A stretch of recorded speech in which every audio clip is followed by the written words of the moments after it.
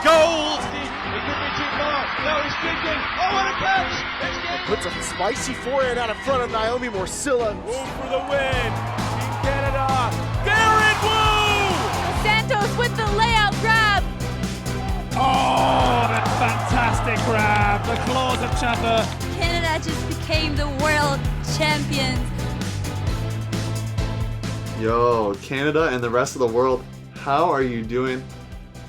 We're the Huckin Eh podcast, and I'm one half of your podcast team, Theo all the way from Toronto, Ontario. Hey y'all, I'm Danie Proby from Vancouver, BC. We are your coast-to-coast guides to all things Canadian Ultimate. Huge shout out to our homies at Ultiworld for actually committing to this Canadian coverage. Just jokes, we love ya. Yeah, we do love Ultiworld.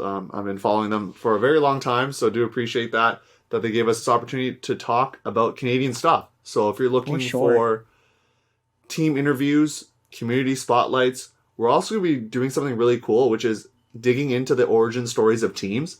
So I for one, am like super excited about that. And also, we're going to do some tournament coverage. So once Ultimate gets back and happening in our great country, we'll be covering it for you as well. So Danie, how are you doing this afternoon?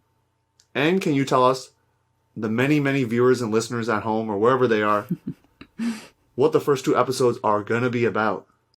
Yeah, thanks, Theo. I'm doing swell. Thanks for asking. Swell. In terms of what we're going to... Swell, yeah. What we're going to be focusing on for the first two episodes is we wanted to give everybody like a brief overview of what all the club teams have been up to in 2020 and what their goals and plans are for 2021. So this first episode, we're focusing on the West. And when we say the West, we mean the most Western 4 provinces. And in the second episode, we're heading over to your hood, into the more Eastern provinces.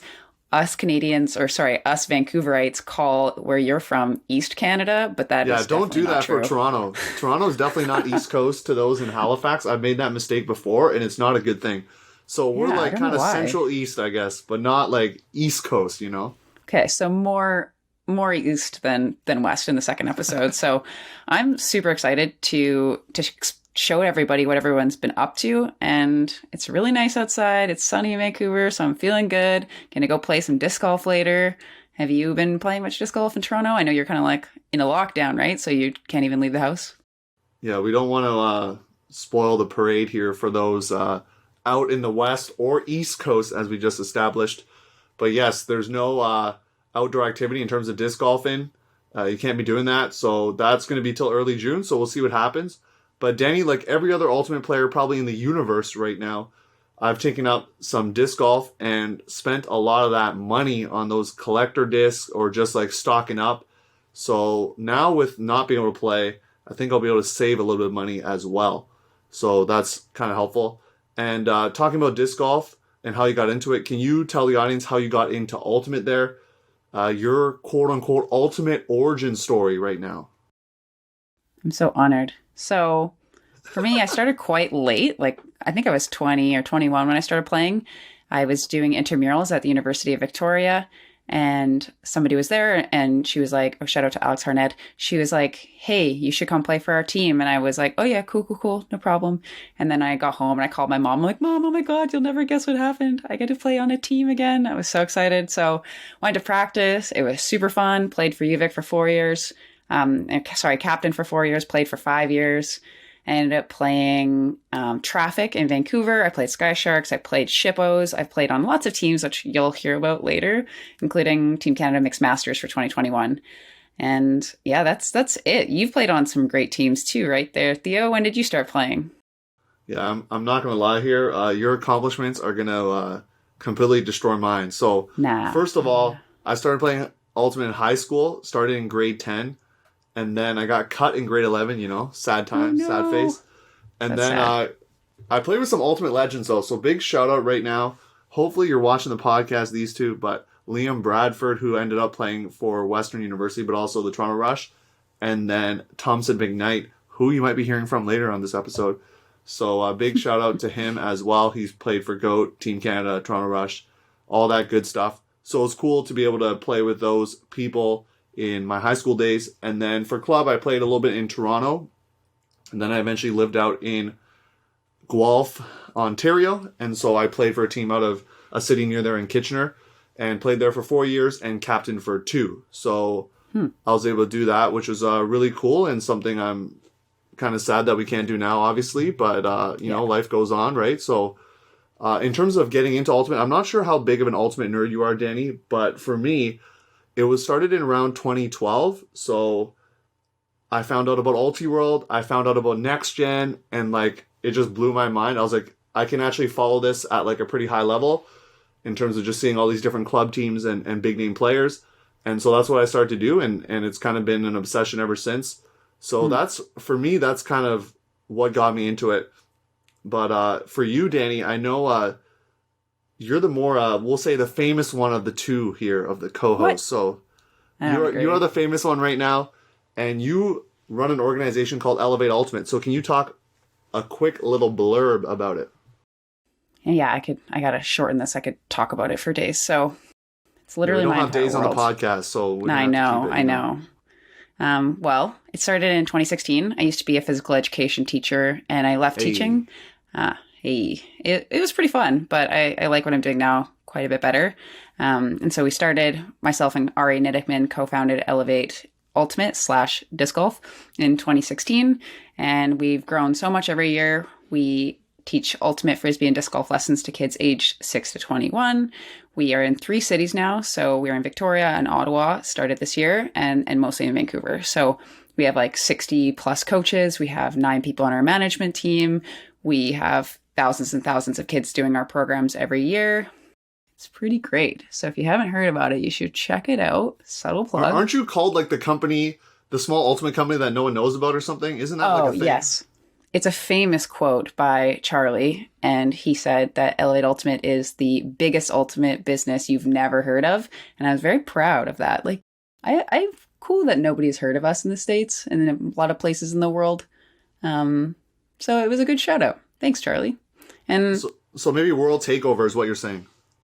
I mean, eventually, we'll see. Speaking of what we're known for and being famous, I've heard about you because of your podcast. So can you tell everybody a little bit about that podcast? Well, first of all, I have to apologize, Danie, and say I didn't have you on. So I know that's kind of a sad thing for you. But rude. Now we get to run our own podcast. So that's pretty sweet. So like Danie, I used to be a teacher as well. And then I left the teaching game, as they say, to pursue a career in the sport industry. A big tip I heard back in many years ago now was to try to monetize your interests. So I won't go into a whole dialogue about that, but that's something I really wanted to focus on. So one of the things I wanted to do was start a podcast to talk to people in the sport industry, different jobs and experiences there, and some athletes and coaches as well. And then what happened was I realized people wanted to listen to a podcast about Ultimate. So I kind of pivoted that and focused on different people in the Ultimate world. So I've had Evan Lepler on, Charlie Eisenhood, for example, Britt Dos Santos of Toronto Sixers, among many other star names. So if you want to check that out, I definitely will obviously plug my own show here. So you can check that out.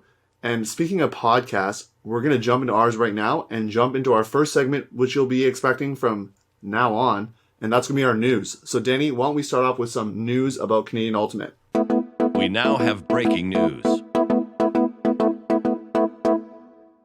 So there's not a lot of news to update. We've been kind of in a pandemic, I guess. So something that some of you... happening, but yeah.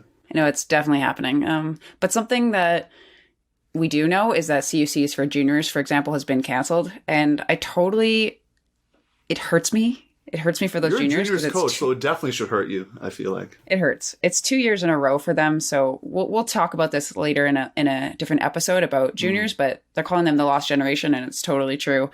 But can you imagine, like, say you have a kid, Theo, or maybe you're coaching a kid and they go to nationals. Don't have a kid.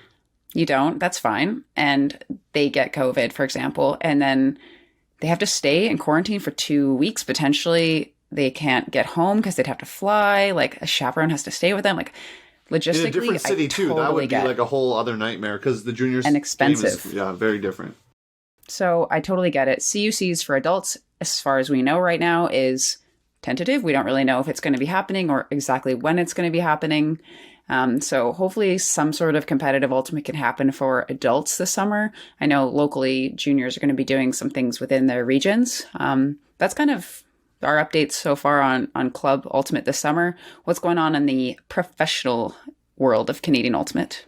Yeah, I got to give a quick shout out to the professional world, of course, and talk about AUDL really quickly. As you may know, border travel is not a thing right now. So the 3 AUDL teams in Montreal, Ottawa, and Toronto will be playing each other in like a Canada Cup kind of deal where they play each other multiple times. I know you're probably thinking, okay, like you're playing the same teams over and over. Isn't that going to like be repetitive? But I am more than certain that players just want to get back out and play, kind of get back to quote unquote normalcy. So for me, if I was good enough to play for them, I would be like, let's do it. I'll be doing more of the commentating side. So, don't give up on your dreams. It's never too late, Theo. Too old for that. Okay. That's fine. So. Well, speaking of playing Ultimate, one thing that I'm like so excited for, because it's been a long time, is team jerseys. Every time I coach a team or play on a team, I get new swag. So hit us up with that sponsorship, Theo. Oh, yes. We got to shout out to our sponsor, and we're going to take a quick break. And then after that, we're going to get into our main segment and hear from different teams. This episode is brought to you by Be Ultimate Apparel. Based out of Vancouver, BC, Be Ultimate is climate neutral certified and designs products that are built to perform. I personally love my 2 Be Ultimate Sun hoodies, and I rock them wherever I go. If you want to learn more about Be Ultimate, start your custom team order, or check out any of their ready-for-purchase collection, you can head over to beultimate.ca. This is Thompson McKnight from Goat Ultimate, and you're listening to the Huckin Eh podcast, your coast-to-coast guide for all things Canadian Ultimate. Welcome back, everybody. I'm so excited to do these previews for the teams because it's been such a long time since we've all played Ultimate and we haven't really been in communication with each other. So the first part of our podcast is basically a celebration of what everyone's been up to and what 2021 is going to be. Hopefully we can play. So we're going to start off, as we said, with the West provinces, and we're going to go as far west as possible. So we're going to be going all the way to Vancouver Island to the city of Victoria. Now, Victoria is where I went to college, so this is where I learned how to play Ultimate. So it's like very near and dear. Is what you're saying. It's my watering hole. It's my everything. Yeah. This is where my heart is, and I'm really, really excited to feature them. Yeah. So it's a small city, it's a small town, and because of that, the top club players have only really ever done mixed. It's very rare to see women's and open teams coming out of Victoria, so we're going to be focusing on their mixed team and their mixed masters team. Yeah, big shout out to them. I've been to Victoria once. Very beautiful. I've been once for nationals all the way back in 2012. Oh yeah, I was there. Yeah, I mean, why not? It's like your backyard right there. Yeah, so sweet. The first mixed team we're going to look at is the Gulls, and I thought it was Buoys, but it's Gulls and Boys, so can't screw that up on the podcast. Gulls and Boys captain Oliver Telfair gave us a little quick update for us, just sent one in, through the email, of course. And most of their players are actually in college. Would you say Victoria's like a college town, though? Like 100%. Most of the people that go to college there are either from like where I'm from, Sunshine Coast, or North Shore in Vancouver. So it's a lot of players that are maybe grew up playing juniors in Vancouver or North Vancouver are in Victoria for college. Yeah, so that's going to make it hard, obviously, for them to practice, and especially when they were doing school, not in Victoria but remotely somewhere else, in BC or wherever they were. So I know they're starting to do some practice stuff right now, but not, nothing too definite on their end. But then we got the Mixed Masters team, which you have experience with, the Happy Campers. They've been playing together for a very long time. Like a decade, at least. That's a long time. That's a long time to play. So we get to hear from Captain Clayton Howlett, and he's going to tell you about some cool things that happened to their team. Hi, this is Clayton Howlett from Happy Campers, a mixed masters team located in Victoria, British Columbia. We like to win our very first Mixed Masters Tournament Canadian Series. We won the Mixed Masters Championship against Mastodon in the final. I think a host of the show might find that familiar. And we will definitely try and compete and win again, but our team has always been centered around playing together as a group first. We do lots of different things as a team in and out of Ultimate Frisbee, and definitely know that we're going to try and attend fun tournaments just as competitive tournaments. So the goal really is to be an tight-knit family of a team that really understands each other and knows what's the next move when we play, whether it's a fun tournament or a competitive tournament. And when we build up from a place of just such experience of playing with each other, then we usually do well as a team. So I definitely remember that game. I was playing for Vancouver Mastodon, who we're going to talk about later, and we lost on Universe Point, and everyone kind of held it over me because all of those Happy Camper players, I grew up playing with a lot of them, so it didn't feel good. Did not feel good. Do they still hold it over you now? For sure. And I totally get it. Yeah, I still play for them. So one thing that I love about the Victoria teams is when they do get to play in tournaments, they go in. So when they actually decide to take the ferry into Vancouver, they'll sign up for everything. So one time they picked me up to play a beach tournament with them, and they didn't just sign up for like the rec division. They signed up also for the competitive division. Yes, so they played you're telling me this story. It's pretty funny. 2 tournaments in one day, and they won both. They're insane. It's so good. Yeah, let's go, Victoria. Shout out there. But now we're going to jet over to Vancouver. And of course, if you know Vancouver, they got a big ultimate scene, right? So we'll start over with the mixed teams. You know, there's a little bit of mixed masters going on. There's some mixed teams as well. They all have like unique cultures and goals, which is kind of cool because they're not like the same mixed teams. They're all kind of different. So we're going to start off with a team that you have familiarity with in Macedon. So I know, they lost on Universe to Happy Campers. Don't tell anyone, but, sad times. But didn't you finish top 2 in 2017 or something like that? And then you got to do something pretty cool after? Yeah, they did when I wasn't playing on the team. So shout out to them for doing that. And then they got to go to Masters Club Worlds in 2018, all the way in Winnipeg. And it was awesome. So I went with them to that tournament and it was really hype. We actually made it all the way to quarters and we got live streamed. Please do not watch the live stream. I didn't play very well. Did the team play well though? So they didn't do much in 2020. They were maybe doing workouts. They were optimistic about returning to play sometime in the future. But yeah, I think that they're going to come back together as a team, but I'm not going to talk about the live stream with you. Okay, that's what I was asking. So I was trying to get some more insight. It was not a good scene. We're going to move on. So what about the other mixed teams, Theo? What's happening in Vancouver with all of them? Yeah, so we'll start off with a team called Fable, who some of you might know. And one of the goals, actually, before we even get into that, is showcasing teams that otherwise you might not have heard of, or maybe you play on those teams and you're like, man, hopefully one day they would talk about us. And so now you get your chance. Look at that. So Fable had some of their leadership move away. And Danie, I think this is actually something to really talk about later on, is that you're going to have some teams that are, and we're going to talk about this even today, some teams folding or moving on, and just if there's no leadership or certain leadership moves away, the team can just basically fold. And that's going to be something to kind of watch out for across the country and not just over there in the West Coast. So we'll see what happens with that. And in terms of other teams, there are 2 teams that don't have this problem at all. And that's going to be Vancouver's TT and Red Flag. Red Flag, some of you may have never heard of because they actually haven't participated in an official tournament yet. So that's kind of cool. They kind of sprung up over during COVID. And so we're going to hear right now from Ted Chu of TT and Zell Mott of Red Flag. Hey, this is Ted from TT. In 2020, we hosted COVID-safe tryouts and practices throughout the summer. Drills were all set up to allow for proper social distancing. As there were no scrimmages allowed, we decided to take a larger roster to help develop more players and to provide more opportunity, since playing time wouldn't be an issue. Since then, we haven't organized any events or trainings. With that said, a lot of our team members have been keeping themselves busy with home workouts or forming regular training pods with their safe bubbles. And of course, some of us are just doing what we can to get through the pandemic.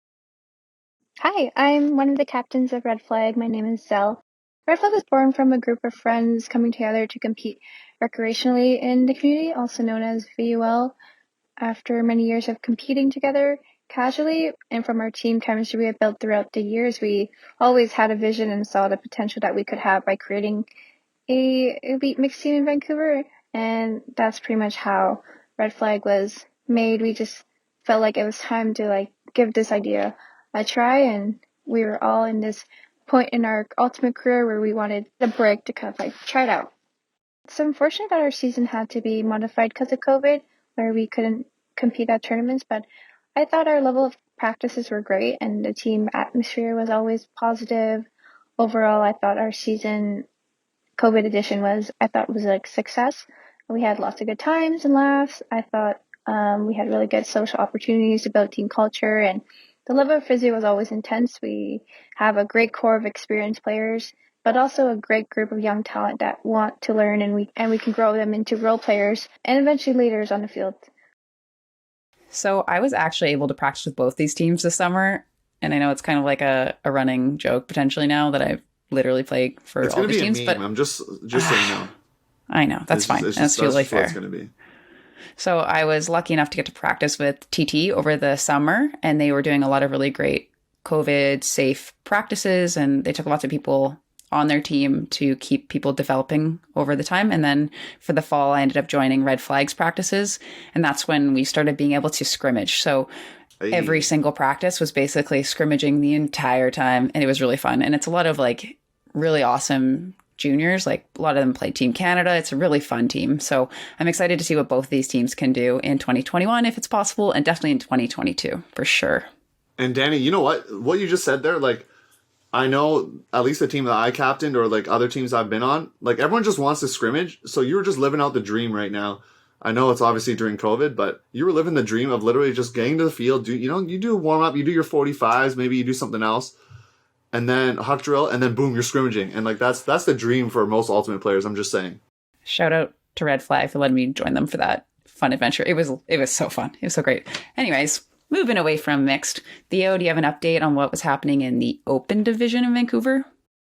We're going to give a big shout out to your 2019, I know it was a long time ago, your 2019 CUC Open Division champion, Furious George, and Blackfish. They did some things together, which I know is something they've done in the past as well. So that's something they were trying to maintain during the pandemic. Furious did a really cool hackathon that you'll be hearing from shortly. And they're able to practice basically over the summer months. There was a scrimmage that they did, a big Furious scrimmage where they had a larger roster and took a lot of young players as well. And that's going to be a theme to look out for as we continue on this journey. So we're going to hear right now from Captain Kevin Underhill of Furious George and Nick Sanchez of Vancouver Blackfish on what the open teams in Vancouver have been up to. Hey, this is Kevin Underhill from Furious George. The leadership group at the time, we just sort of changed our approach, took things online, obviously Zoom sessions like homework assignments, mental skills training, stuff like that. We did a hackathon. So essentially the coaching staff gave us a problem. We split up into groups and presented our solution to the problems. That was a fun exercise. Obviously everyone was really itching to get out on the field. So as soon as British Columbia allowed us to do so for adult team sports, we got back on the field, first starting with sort of pod, smaller sized practices, and then working our way towards full team practices. We were doing our best to follow all health guidelines, masks, social distancing, sanitizer, etc. Hi, my name is Nick. I'm from Blackfish Ultimate in Vancouver, and I was one of the captains this past season. We kind of took the time to focus on some fundamental throwing skills as well as some athletic principles that don't come naturally to everyone if you haven't had experience in a weight room or if you weren't playing a lot of sports before Frisbee and maybe haven't had access to the resources that some athletes have. So we focused on things like sprinting mechanics and acceleration skills and those kind of, quick turns that you need to be proficient on the field and to really stay injury free. That was a big focus for us, was how to solidify our athletes so that their bodies could protect themselves from any injuries that seem to be all too common in Ultimate Frisbee. As a team and as a member of the elite men's club scene in Vancouver, we have always sort of had a good relationship with Furious and building connections between the two teams so that players who may be newer to the men's club scene have access to, guys who have been around for 20 years and who are extremely skilled and experienced, and they get a chance to compete with those players. And maybe they don't win a whole lot, maybe they only win a little bit, but they get a chance to see what that's like and to see what the tip-top competition is in Vancouver. So that's something we've always been up to.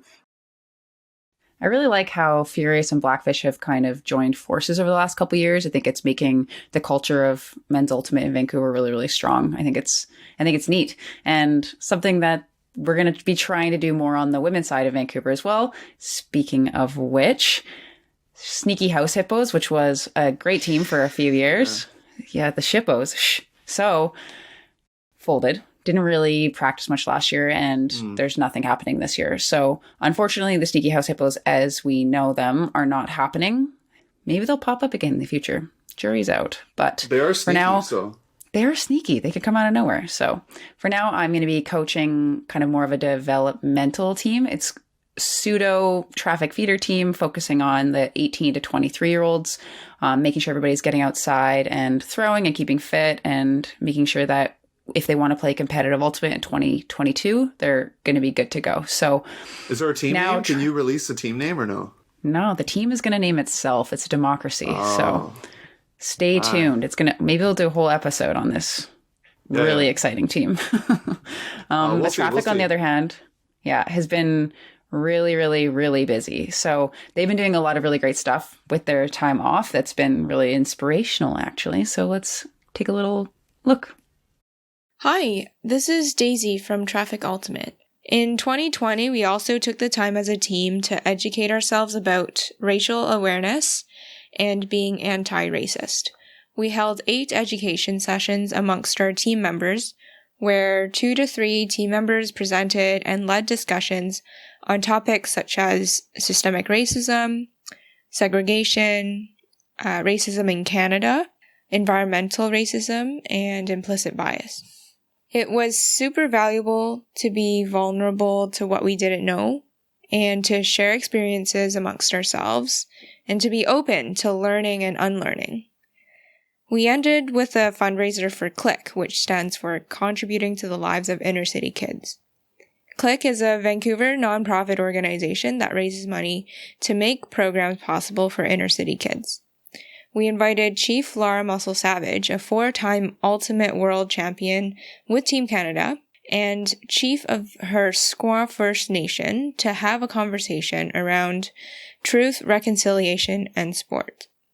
We raised over $2,000 for CUC and engaged more than 200 participants from the ultimate and sport community. You can access a recording of the talk at Calgary Sports website. So you just heard from Daisy Lynn of Vancouver Traffic, and I don't know, I think it's pretty cool to see how teams weren't just like moping around during the pandemic, you know, like they were actually trying to do stuff that was beneficial not only for themselves, but for their team and then the community around them. So that's pretty cool. And we got one more team in BC to talk about. So that is Nelson Homegrown. And the only way I know about this team is because I played them in 2012. Back when they were, I guess, suited up an open team at some point, but I played them in 2012, way back in Victoria, that nationals we referred to earlier. So now they're a mixed team, but I think they're going mixed masters, you know, just the natural progression of how teams go. And they're known internationally. According to Danie, they're known internationally, okay? Yep. As a really nice team to play against, super loving. And Danie, the meme continues. Didn't you play for them as well? I played one tournament with them, it's true, and they're like so fun. They're such a blast to play for. Their motto is aggressively friendly, and I just really adore that. It's very cute. What does that mean? Like, what does that mean when they play? They work really hard on the field, but they are the most hype team I've ever seen in, like, on the sidelines, during like timeouts, halftime. They're just so nice to every person they play against that all these teams across the globe love them because they focus a lot more on the international tournaments and like the fun tournaments. So, I mean, we'll hear about that right now. Hey, Danie, Theo, it's Lee McKay from Homegrown Ultimate based in Nelson, BC. It's a pleasure to get to participate in a check-in about the status of Club Ultimate across Canada. At the dawn of the pandemic, the Pan American Ultimate Championships in Florida, and getting to see lots of our kind of global community from Homegrown, which was a wonderful time. And as more of a network of players than a team sometimes. Homegrown with, I think, well over 300 players having played with us now. Loves to get together in those kind of tournaments, and Pan Ams have been a special one for us. Big plans for the next stretch of our life is probably the conversion from homegrown to home grown-ups and a move to the mixed masters division. We've been playing more tournaments with a bulk of masters players now, and so we're hoping that we'll play a few tournaments in 2022, but no ambitious plans at this point for 2021 until we see more broad vaccination and travel restrictions being lifted. My wife and co-captain is doing a lot of juniors work here in Nelson at the middle school that she works at, and we're hoping to see that blossom into a little bit of a team.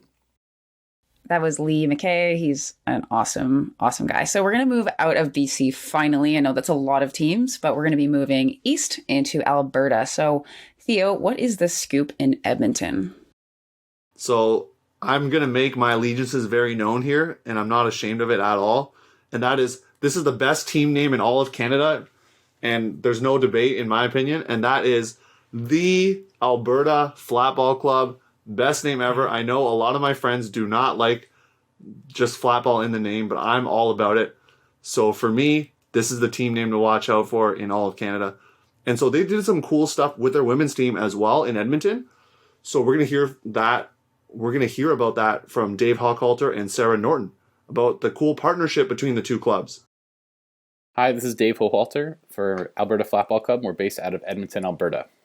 On our organizational kind of side of things, AFC has shifted away from just being a singular men's team, and we've actually 2 years ago we incorporated as a not-for-profit society. So last year was our first full year in that organizational structure with some governance around that, which has been really interesting.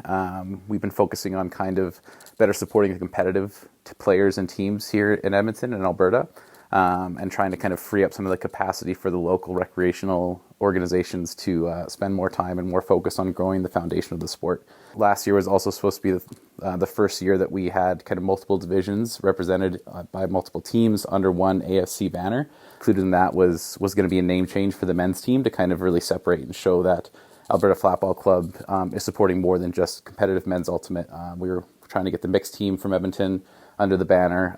We were trying to steward the Masters team as they have a transition of leadership. The women's team was going to come under Fleury. They were going to come under the banner a little bit, and we're going to work together and just try and kind of have a little more easy coordination for our seasons. So we're really excited about that as it kind of progresses. Got a really great board on the AFC organizational side of things, made up of some of the juniors coaches, some of a mixed player too, the women's side, Masters side. So organizationally, that's pretty exciting. Hey everyone, this is Sarah Norton coming to you from Edmonton, Alberta. I am one of the captains of Fleury, a competitive women's team out here in Edmonton. So we were actually pretty fortunate a little bit later in the summer to be able to team up with a few other competitive teams in Edmonton to create a cohort. That cohort got together a couple times a week to do some skills and drills and scrimmages. It was a really good opportunity for all sorts of community members from the ultimate frisbee scene here in Edmonton to get together and work on some skill development and games amongst a pretty diverse group of athletes. And on top of all of that, it was also really great to be able to have a little bit of social contact with people. Even though physical distancing was obviously in place, we didn't have to be socially distant. So it was lovely to have that outlet and competitive outlet as well. I think moving forward, Fleury's biggest hope is to help make competitive ultimate a little bit more accessible to the competitive players here in Edmonton. Giving the opportunity for our players to travel and see different competition and such will be such a good way to help grow our community in Edmonton and our competitive program here with our Fleury women's team. That's sometimes a challenge in Edmonton where we only have about 4 months of good weather to play outdoor ultimate. And the competitive tournaments are normally a plane ride away. So our big goal is really trying to help people be able to play competitive ultimate at whatever level they'd like to play. So something that I love that they're doing is that all the teams in Edmonton are going to be, from my understanding, working under the Alberta Flatball Club name, and they're going to be turning into a not-for-profit society. So if this works out, maybe we'll have them on because it might be something that other disc organizations and clubs maybe want to do in the future. Yeah, definitely. a group that we want to have on and talk through and talk about. So now we're going to move into Calgary. We're still in the province of Alberta, and we're going to hear from the Whiskey Jacks, which is an open team, and hear from Craig Harding. This is Craig Harding with the Whiskey Jacks from Calgary. We ran sessions a few times a week. One session was a practice, and the second was focused on scrimmaging. Near the end of the summer, we joined forces with Wild, the women's team in Calgary, sort of keep up some of the competitive play and just sort of working on different things with different groups of people. And that was a lot of fun near the tail end of the summer. So hearing from Craig Harding and then also reading what Wild's been up to, it's cool to see both the men's and women's teams collaborating. You saw that in Edmonton and similarly in Calgary. So it's something that if you play college, you probably know that, sometimes you play a fun tournament with your friends on the college team, like the open and women's team come together and play a mixed tournament. So it's kind of cool to see that more on the adult stage as well. So now we're going out even further east now. Maybe it's this way, I'm not sure. But now to the heart of the prairies, Saskatchewan. I had to look this up. They are known as Canada's breadbasket. So if you didn't know that, you learned something new today. And we're going to start off first with Cora, a women's team out there. So they were able to accomplish a cool 5-year goal that they had. And, I as I was reading this, I felt kind of bad, Danny, because they had all this momentum, right? They're achieving their goals as a team, and then they lose, basically a year, potentially 2 of practicing and just building together. So that's kind of unfortunate. But I know they've been doing stuff with the community and focusing on just bettering their mental health and picking up new activities, which is something that we hear not just from them, but a bunch of other teams as well. So that's just kind of interesting. And, I'm rooting for the small town team. So big shout out to Cora there. Yeah. And I know shout out to G specifically, who sent in this little write-up, or maybe she solicited the write-up from somebody on the team, but she specifically said she didn't want to use audio because everyone is already sick of hearing her voice in spirit circles and huddles. And I disagree. One day, G, we will get you on the podcast and we will have your voice forever. Yeah, that's what's going to happen. You're going to come on the podcast and it's going to be great. So we're going to move on now because we talked a little bit about Cora, and we're going to move on to now another mixed masters team. We're going mixed masters today, right? So yes. We're going to talk about Penguin Village. They were very, what we call, productive over the off season. So let's hear what they were up to. Hey guys, how's it going? It's Allie Turnquist. I'm the captain of Penguin Village, which is our Mixed Masters Ultimate team based out of Saskatoon, Saskatchewan. A few of our players did do something productive with hibernation. Brendan and Catherine had a baby, and Dre and Eric are expecting. So those are 2 couples that all play with Penguin Village, so that's pretty cool. We never thought we'd say this, but we miss playing you guys. We miss you Mastodon. We miss playing you Spectrum. We miss all the teams that we usually get to tour with and play against. So we're very much looking forward to seeing you guys again, hoping that it can be in the 2021 season, but if not, shortly after. So Penguin Village, they won CUCs in 2017, and they also went to Mixed Masters Club Worlds as well. So I saw them there. And they have like the best jerseys. They're so cute. And it's also very cute that they have a lot of babies now on their team. Like, that's so precious. Yeah, for me, when I heard that, I was focused on more of the fact that there's going to be like a huge Saskatchewan contingent on Team Canada in like, let's say, like 20 years. So like TCU 20s, it's just going to be a bunch of ultimate parents bringing up their kids and little baby stocking penguins. up TC. Yeah, basically. That's what's going to happen. Cute. I like that. So, yeah, we're going to move further east to our last province that we're going to be focusing on today, which is Manitoba, specifically the city of Winnipeg. And if you've been following any form of Canadian Ultimate, you know Winnipeg's a hot spot for it, for Juniors Ultimate, for Adult Ultimate as well. So we're going to hear from General Strike, which is also a sweet team name, I will add, and Fusion. So we're going to hear from Matt Ladyman and Karen Hatch. Hello, everyone. My name is Matthew Ladyman. I'm one of the captains on Winnipeg's General Strike, the Open Ultimate team here in Winnipeg, Manitoba. So going into our COVID season, we were actually coming off one of our most interesting years we've had in a while. It turned out to be one of our most successful years in the U.S. tournaments, defeating teams like Pittsburgh's Temper and Minneapolis Sub-Zero. So we were really excited to build out the momentum going into this past summer.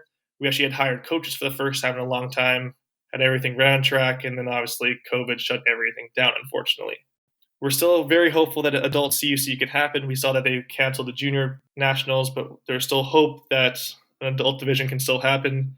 if that does not happen, there's been some talk between some of the open programs in the country about running our own mini tournament between us, Vancouver, Toronto, Ottawa, Montreal, and just getting a couple of the bigger teams to come out for that.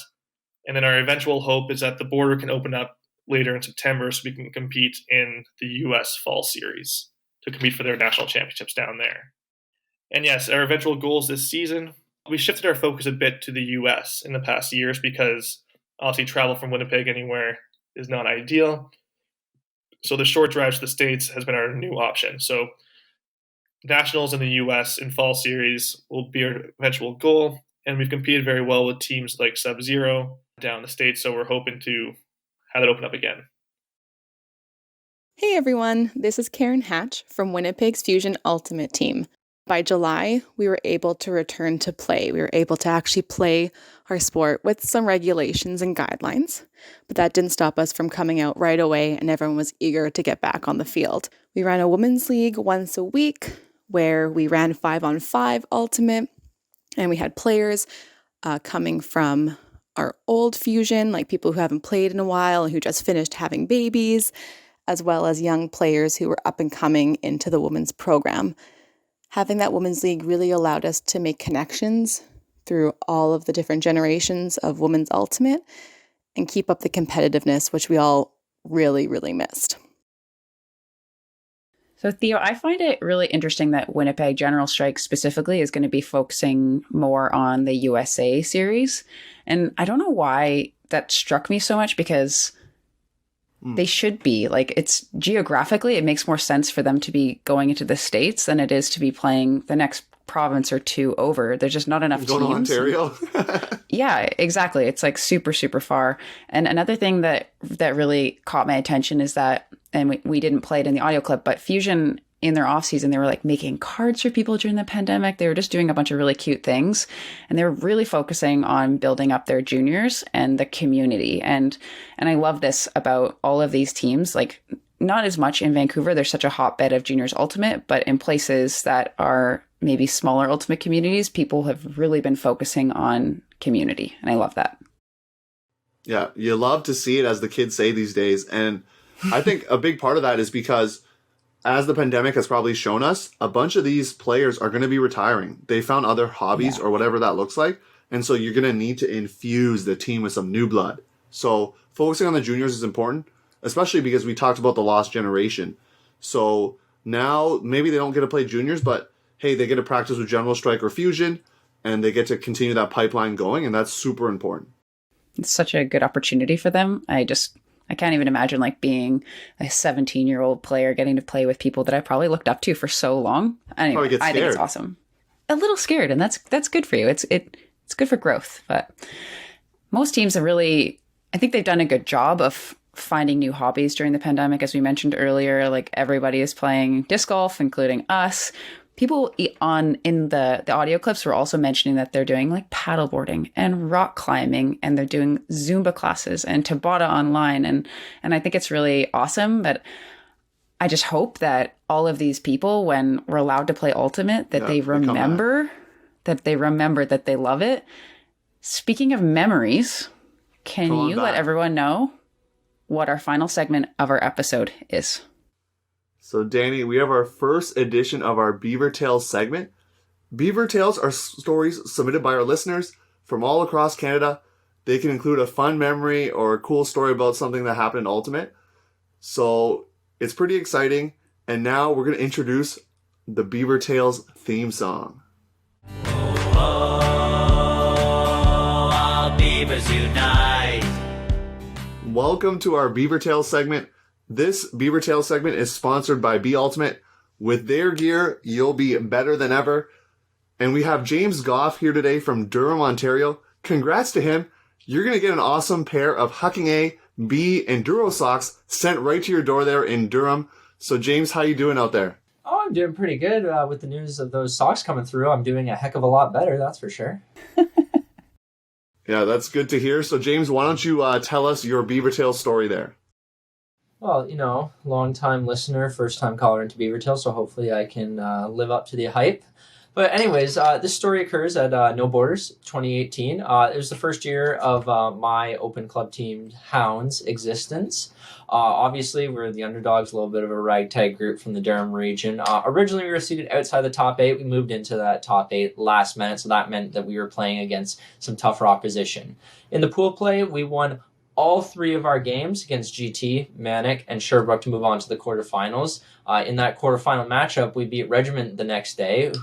And luckily, that meant that we were in the semifinals, which was way beyond our expectations. Now, in the other pool, you had Phoenix and Team Canada under 20, right? They played to a 13-9 Phoenix win, which meant that we would get Team Canada in the semifinals, provided both teams won out. And they did, right? So after we beat Regiment and we find out that we have our matchup, we're like, okay, this is the big time, boys. Here we go. So we go to get some food trucks, right? We get our poutine, whatever it may be. And then the wind just starts howling and the rain, it starts pouring, right? And I'm like, oh my goodness, like what are we in for here, right? So, the game gets going, right? I'm already soaked, okay? 3 layers of clothes, all the nice and dry clothes are back at the hotel. So I don't remember if we started on O or D, but we got the first point, and then I got sent out for the D point, right? And keep in mind, I'd never played juniors, and this is literally my first year of Club Ultimate. I've been playing for like a year and a half up to this point, right? So I'm standing on the line with 3 layers of clothes, soaking wet, freezing. My jersey is see-through at this point, and I'm looking across the line at the Team Canada O-line, and it's a murderer's row of top-tier Canadian talent that's literally contributing today in high-level Club Ultimate and the AUDL. Shauch, Kamiri, Bennett, Boris. I'm over here in my ripped Clarkson University hat, just praying that the disc does not get anywhere near me or my matchup, because I'm afraid I'm going to get destroyed, right? So, amazingly, we got the turn with a short field. Bryce picks up the disc and throws this like zippy, ugly flick right to me. I'm making a back cut off the end of the stack in our end zone set, and I just bear hug it, right? And as soon as I know I've caught the disc, I'm like, oh my God, I just scored on Team Canada. I just got a break on Team Canada. Spike the disc 20 yards in the air, of course, yelling, let's go! And just like freaking out, right? So the rest of the game, super, super back and forth. I know we were up 9-5 at one point, and Luke Kamiri's dad was live streaming the game on Facebook back home to Durham, where all like my buddies were watching and stuff. And during one of those live streams, at one point, I was forcing Luke the wrong way while marking him downfield, and he cuts to the break side that I had left open because, of course, new player didn't really understand what the heck I was doing. Just make this desperate dive at the disc, get like maybe 2 or 3 fingers on it, and the wind just picks it up and blows it 20 yards out the end zone, way over the stack, way over everyone. It's just gone into like the next field. So pretty crazy game overall. In regards to that particular point, I actually ended up turning the disc 2 throws later, and TC ended up scoring, so it didn't really matter. But I mean, if you ever want to embarrass me, I'm sure you can look that video up on Facebook somewhere. We actually ended up winning the game 11-9, which was super awesome. I think it was amazing for us, and definitely the highlight of that tournament.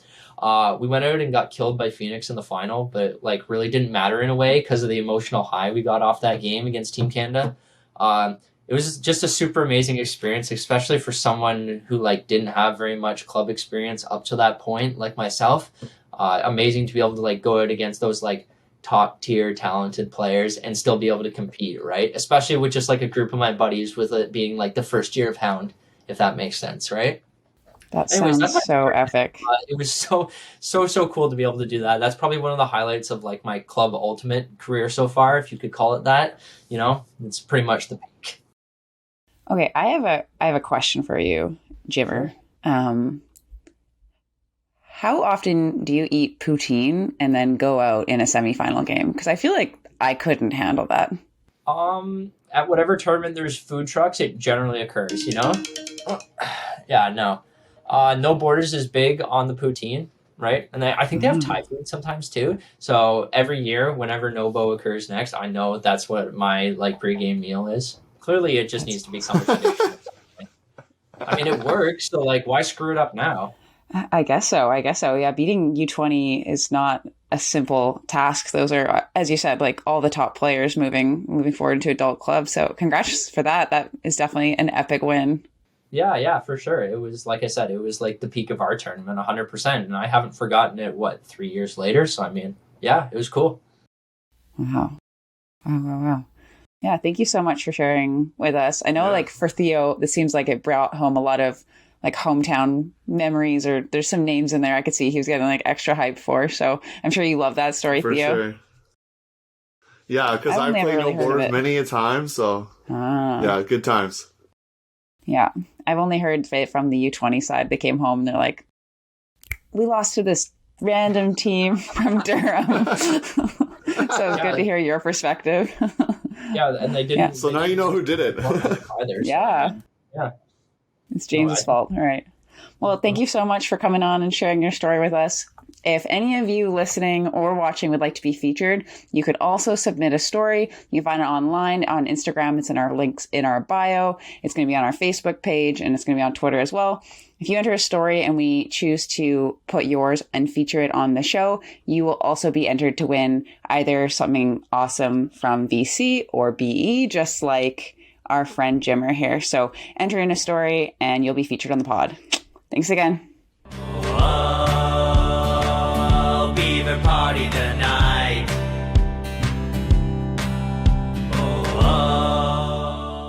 Thanks for tuning in, everybody, for our first ever episode of the Huckin Eh podcast. Tune in next week to get our preview and recap of all the things that the not the East Coast, but the more East teams have been up to and their plans moving forwards.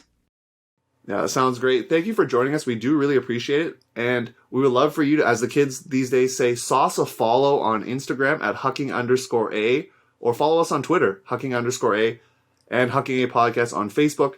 And if you want to reach out to us, you can do so at huckinga@ultiworld.com. You've been listening to the Huckin Eh Podcast, your coast-to-coast guide for all things Canadian Ultimate. Salut, c'est Nina Prévost d'Iris Ultimate et de Team Canada, et vous écoutez le podcast Huckin Eh, votre guide d'un océan à l'autre pour Ultimate canadien.